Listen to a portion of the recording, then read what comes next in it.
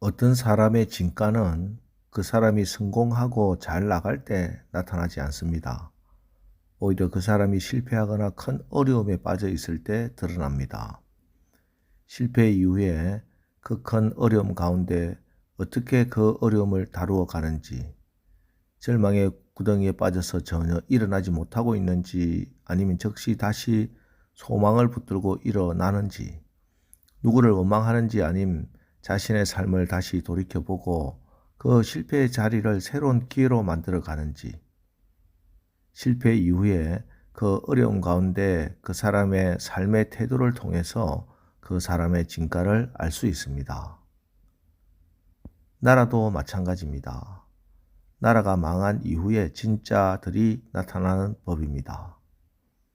세상의 역사 속에 있는 나라는 한번 망하면 끝납니다. 아무리 큰 제국이라도 한번 망하고 나면은 다시 부흥하지 못합니다. 그러나 하나님의 나라는 세상의 나라와는 전혀 다르게 운행됩니다. 하나님의 나라는 그 나라의 망함과 흥함과 상관없이 영원히 이어져 가는 것입니다. 남유다가 망했다고 해서 하나님의 나라가 망한 것이 결코 아닙니다.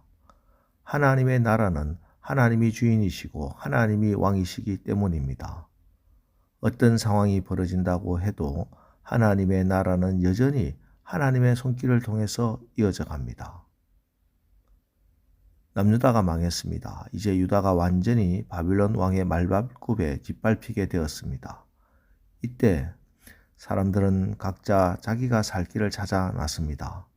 돈과 권력이 있는 사람은 애굽으로 이민을 가고, 또 각자가 숨을 곳을 찾아서 숨어 지내는 사람들, 또 포로로 끌려가는 사람들, 이렇게 어지러운 상황이었습니다. 점령군의 사령관인 느부사라단이 바빌론 군대를 예루살렘에 주둔시키고 유다 백성들을 바벨론으로 끌고 가고 있습니다. 이때 선지자 에레미야도 바벨론으로 끌려가는 포로들 틈에 있었습니다. 그런데 갑자기 하나님께서 주둔군 사령관이던 느부사라단을 통해서 에레미야에게 이런 말씀을 하십니다. 2절 3절 사령관이 에레미야를 불러다가 이르되 내 하나님 여호와께서 이곳에 이 재난을 선포하시더니 여호와께서 그가 말씀하신 대로 행하셨으니 이는 너희가 여호와께 범죄하고 그의 목소리에 순종하지 아니하였으므로 이제 이루어졌도다. 이 일이 너희에게 임한 것이니라. 사실 말의 내용만 본다면 이방인 사령관이 한 말이 맞나 할 정도로 성경적이고 하나님 편에서 말하는 것 같습니다.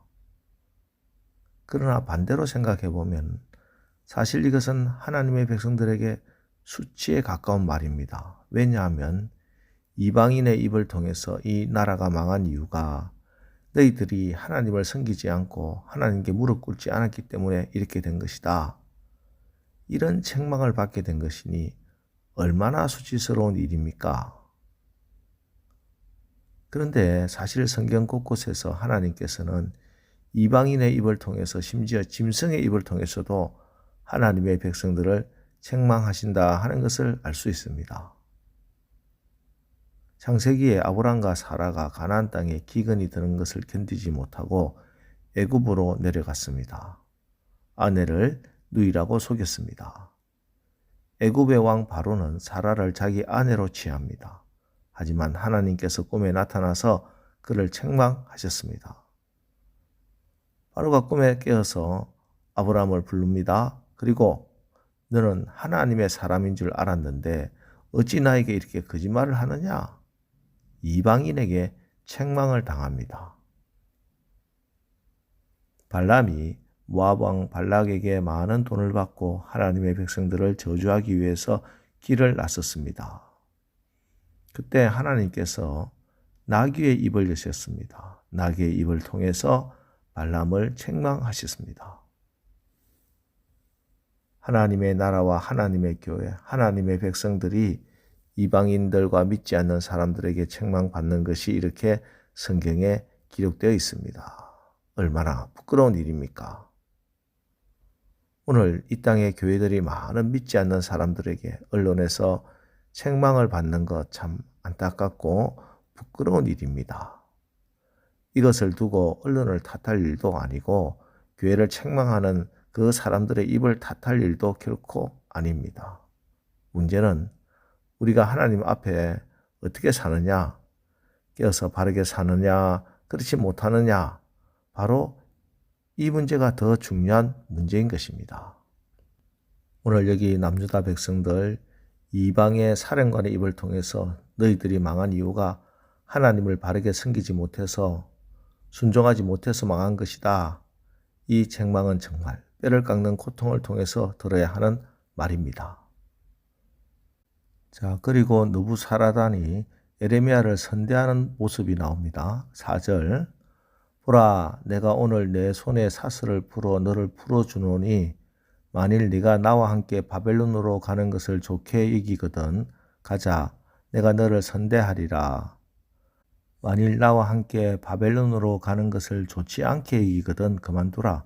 보라, 온 땅이 내 앞에 있나니 내가 좋게 여기는 대로 옳게 여기는 곳으로 갈지니라 하니라. 바벨론으로 가도 좋고 여기 유다에 남아도 좋고 외국으로 가도 좋다. 에레미야에게 선택권을 주었습니다.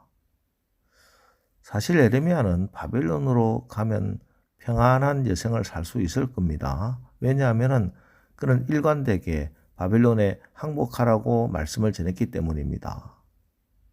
하지만 에레미야는 유대 땅에 남기를 원했습니다. 왜 그럼 그는 유대 땅에 남기를 원했을까? 우리는 그 힌트를 6절에서 얻을 수 있습니다. 6절을 보십시오. 에레미야가 미스바로 가서 아히감의 아들 그다랴에게로 나아가서 그 땅에 남아있는 백성 가운데서 그와 함께 사니라. 여기서 중요한 것이 미스바라는 지역입니다. 미스바가 어떤 곳입니까?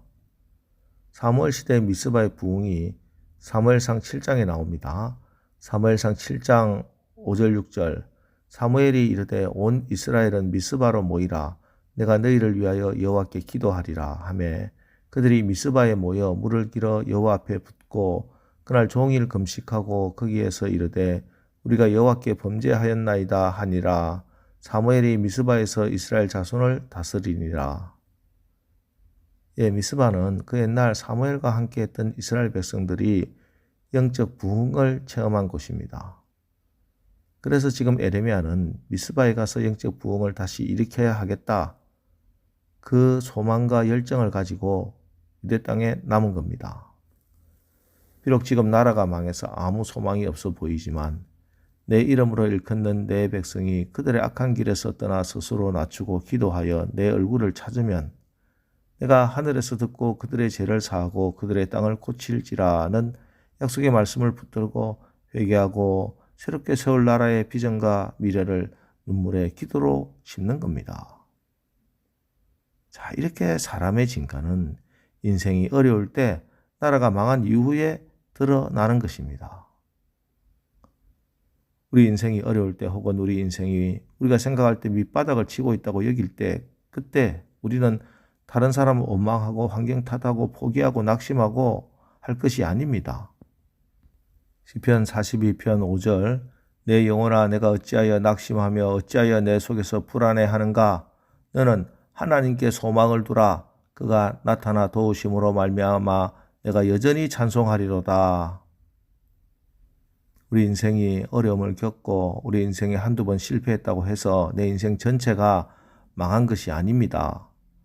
나에게는 소망이 없고 이 나라에서는 소망을 찾을 수 없으나 하나님께 소망을 두면 됩니다. 하나님은 여전히 살아계시고 하나님은 여전히 일하시고 계시고 하나님은 여전히 나와 함께하고 계십니다. 그 하나님을 붙들고 오늘도 다시 새로운 영적 부흥을 위해서 다시 무릎을 꿇고 시작하고 거기서부터 하나님의 은총이 임하는 오늘 복된 하루가 되시기를 주님의 이름으로 축원합니다. 기도하겠습니다. 하나님, 저희들이 너무 어려운 처지에 힘든 환경에 놓일 때가 있습니다. 이때 눈앞의 상황으로 인해서 낙담하거나 절망하지 않게 하시고 끝까지 신실하신 하나님의 말씀과 기도로 최후의 승리를 얻게 하옵소서.